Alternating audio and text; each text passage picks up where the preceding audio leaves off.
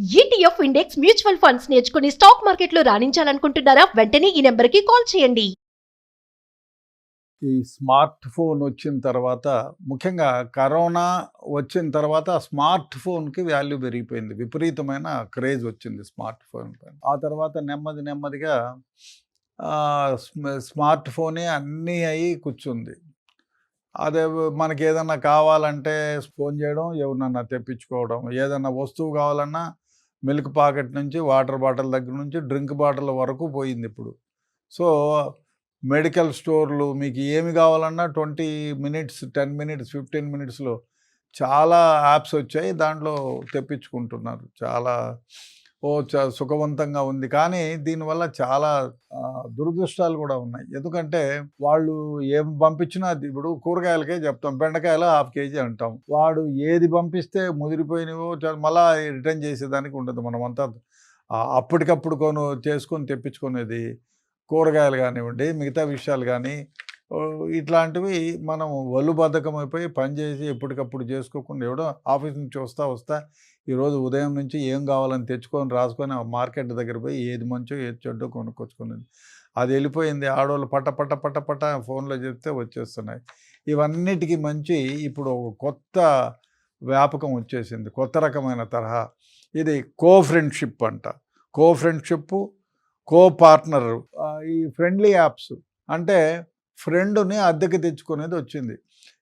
ఇప్పుడు భార్యలు అద్దెకి తెచ్చుకునేదే వ్యవహారం ఇతర దేశాల్లో నడుస్తూ ఉంది. అది కొద్ది కాలం అయితే మన దేశంలో కూడా ఇప్పుడైతే లివింగ్స్ ఉన్నాయి. ఇది కూడా అవర్లీ బేసిస్లో వస్తుందో ఏమో మరి. ఈ విధంగా పార్ట్నరు, నిల్. అదేవిధంగా ఇప్పుడు మెడికల్ షాపుకు మెడికల్ అసిస్టెంట్స్ కావాలంటే ఒక ఫ్రెండ్ అద్దెకి తీసుకోవటం. నిన్ను సినిమాకు పోవడానికి ఒంటరిగా ఎక్కడ బోర్ కొడుతుందని వాళ్లకు ఫ్రెండ్షిప్ యాప్.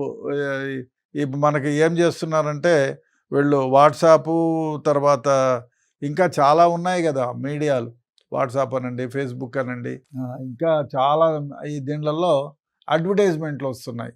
సో ఆ అడ్వర్టైజ్మెంట్ల ప్రకారం వాళ్ళ నంబర్లు ఇస్తారు. సో నీకు బాయ్ ఫ్రెండ్ కావాలా సినిమాకి పోవాలా, గర్ల్ ఫ్రెండ్ కావాలా సినిమాకి పోవాలంటే అబ్బాయిలకైతే ఒక రేటు, అమ్మాయిలకు ఒక రేటు. సో ఈ ఫ్రెండ్లీ యాప్స్ వచ్చి వాళ్ళను సినిమా థియేటర్లకు నేను ఒక్కడనే పోయి చూసుకోవాలంటే ఒక అమ్మాయినో సెలెక్ట్ చేసుకుంటే వాడు గంటకి ఇంత అని ఛార్జ్ చేస్తాడు. సినిమా పోయి వచ్చినందుకు 3 గంటలకు ఇంత అని, మెడికల్ అసిస్టెంట్స్ కోసం అయితే ఇంత అని. ఇంకా ఇదే విధంగా ఇప్పుడు ఈ యాప్స్ వచ్చేసినాయి. ఆ యాపుల్లో వాళ్ళు ఆ ప్రకటనలు ఇస్తున్నారు, అదేవిధంగా బుక్ చేసుకుంటున్నారంట. సో ఎక్కడికైనా వెళ్ళాలంటే ఇప్పుడు వేరే కంట్రీల్లో చనిపోతే ఏడ్చేదానికి మనుషులను అద్దెకు తెచ్చుకుంటే విచిత్రంగా చూసేవాళ్ళం. అది కూడా ఇండియాలోకి ఇప్పుడే ప్రవేశించే పరిస్థితులు ఏర్పడుతున్నాయి. ఈ ఫ్రెండ్షిప్ యాప్ వల్ల ఎంత మేలు జరుగుతుందో అంత 10 ఇబ్బందులు కూడా కలుగుతాయి, జీవితాలు కూడా నాశనం అవుతాయి. ఎందుకంటే వీడు ఫ్రెండ్షిప్ తెచ్చుకునే నువ్వు ఒక సినిమాకి వెళ్ళాలా, ఒక అమ్మాయి ఉందాం తనకు తోడు కావాలి, వేరే వాళ్ళు ఎవరైనా ఏమైనా చేయొచ్చునేమో, సినిమాకి వెళ్ళాలనే కోరిక ఉంది, లేదు షాపింగ్కి వెళ్ళాలనే కోరిక ఉంది, అక్కడ రాత్రి లేదు వల్నరబుల్ ప్లేసు, ఎవరన్నా ప్రొటెక్టివ్గా ఉంటాడు అని చెప్పి ఒక అబ్బాయిని సెలెక్ట్ చేసుకొని ఒక అమ్మాయి పోతే వాడు వచ్చినప్పటి నుంచి ఫలానా షాప్ దగ్గర పోయి షాపింగ్ చేసుకొని మళ్ళీ నీ ఇంటికి వచ్చేంతవరకు నీ దగ్గర ఉంటాడు, నీతో ఉంటాడు. సో ప్రొటెక్టివ్గా ఉంటాడు. కానీ అది ఎంతవరకు నిజం? వాడే ఏమైనా చేయొచ్చు కదా. నీ రహస్యాలన్నీ తెలుసుకొని నీ మీద ఏ విధంగానైనా దాడి చేయొచ్చు. ఇప్పుడు నువ్వు ఒంటరిగా ఉంటావని తెలుస్తుంది, ఒంటరిగా నువ్వు సినిమాకి పోవడం ఇష్టం బోర్ కొడుతుంది లైఫ్ అని వాడిని పిలుచుకుంటావు, నువ్వు చెప్తావు, ఏదో మాట కలిపిన తర్వాత చెప్తావు, నేను ఒంటరిగా ఉంటాను, ఫలానా అపార్ట్మెంటు ప్లాట్ నెంబర్ 106లో ఉంటాను, కాబట్టి నేను పిలిచినప్పుడు నువ్వు ఫ్రెండ్షిప్ బాగుంది, నువ్వు బాగా మాట్లాడతావు, వెరీ గుడ్ అని చెప్పి మళ్ళీ ఇంకోసారి రమ్మంటే వాడు వచ్చి వేరే విధంగా కూడా నీతో మిస్బిహేవ్ చేయొచ్చు. నువ్వు లేనప్పుడు లేదు ఇట్లా ఫ్రెండ్షిప్ ఎక్కువ చేసుకొని నీ ఫోన్లో మాట్లాడతాను. మామూలుగా ఫ్రెండ్లీగా ఉన్నప్పుడు నా ఫ్రెండ్లో ఛార్జింగ్ అయిపోయింది నీ ఫ్రెండ్ తీసుకోవచ్చు. లేదు నీతో మాట్లాడేటప్పుడు నీ వాట్సాప్ కాల్లో నుంచో ఇంకో దాంట్లో నుంచో నీ సమాచారాన్ని అంతా సేకరించుకొని నేను బ్లాక్మెయిల్ చేయొచ్చు, ఎన్నో విధాలుగా మోసం చేయొచ్చు.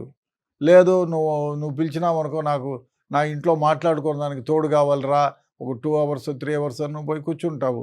కూర్చుంటే వాడు చూసుకుంటాడు, ఈ ఇంట్లో ఎవరు లేరు, ఏం లేరు, ఒంటరిగా ఉందా, దీని దగ్గర బంగారం ఏముంది, వస్తువులు ఏమున్నాయి, ఏ విధంగానైనా నిన్ను మోసం చేసేదానికి ఆస్కారం ఉంది.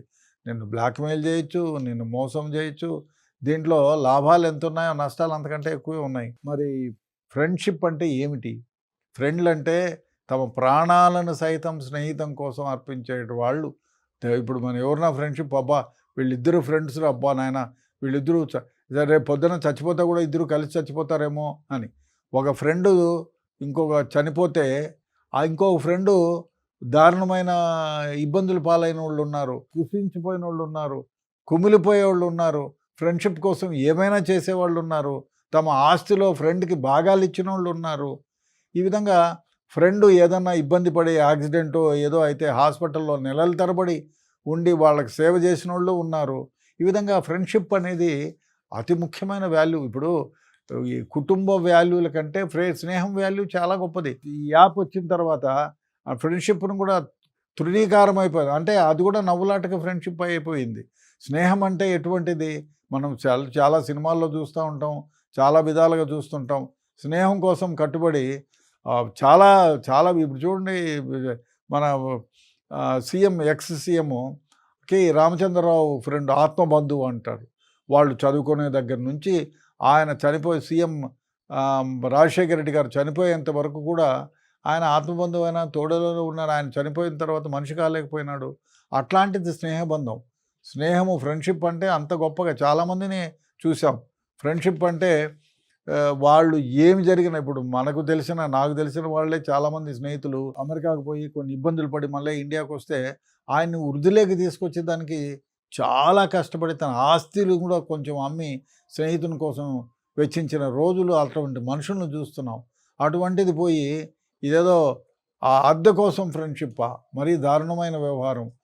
ఎందుకు ఎక్కడికి దారితీస్తుందో ఇది తెలియదు. కానీ బట్ ఇది ఎవరు వాడి బ్యాక్గ్రౌండ్ చెక్ చేయకపోతే మనకి ఎట్లా తెలుస్తుంది ఎటువంటి వాడో తెలియదు.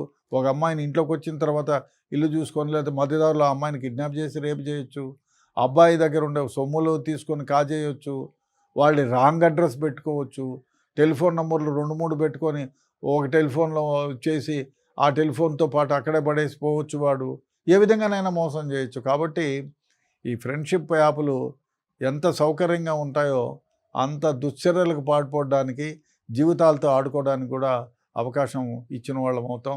కాబట్టి చాలా ఇప్పటికే అప్పటికప్పుడు నీకు ఒక గంటలో నీకు ఫ్రెండ్ వచ్చి సహాయం చేసేవాడు ఏ విధంగా ఉంటాడు, వాడి మనస్తత్వం ఏంటి, వాడు ఎక్కడి నుంచి వచ్చినాడు, పిచ్చి ఆసుపత్రి నుంచి వచ్చినాడా, బ్యాక్గ్రౌండ్ ఏమిటి, ఇవన్నీ లేకోకుండా ఈ ఫ్రెండ్షిప్ యాప్ల కోసం ఏదో సరదా కోసమో లేకపోతే ఇంకో దానికోసమో ఇటువంటి దాంట్లలో తలదూరిస్తే జీవితాలు పాడైపోతాయి, నాశనం అయిపోతాయి. కాబట్టి ఇట్లాంటి యాప్ల జోలికి వెళ్ళేటప్పుడు అవతల వాడు బ్యాక్గ్రౌండ్ ఏమిటి, అవతల వాడు మనిషి ఎట్లుంటాడు, ఏం కథ అన్నీ కనుక్కోండి. లేకపోతే మీరు అన్ని విధాలా నష్టపోయే ఆడవాళ్ళు కానీ మగవాళ్ళు కానీ. ఒక అమ్మాయినే నాకు తోడు కావాలన్నావే అనుకో, వచ్చిన తర్వాత సినిమా వరకు పోయి నన్ను చేతిలో పట్టుకున్నాడు, పెరికినాడు, పీకినాడు అంటే ఏం పీకుతావు నువ్వు? పోలీసు వాళ్ళు జనరల్గా ఆ ఫ్రెండ్షిప్ యాప్లో పెట్టుకున్నాడు, నన్ను పీకినాడంటే, నన్ను లాగినాడు అని అంటే నువ్వు ఏం చేయగలుగుతావు? కంప్లైంట్ ఇస్తే ఇన్వెస్టిగేషన్లో తర్వాత తెలుస్తుంది, అప్పుడైతే ఇబ్బంది పడతారు కదా. కాబట్టి ఇటువంటి యాప్స్తో దూరంగా ఉండడం ఉత్తమం. అదేవిధంగా ఇవి మీకు సహాయం కంటే అనర్థాలు ఎక్కువ కలిగజేస్తాయి.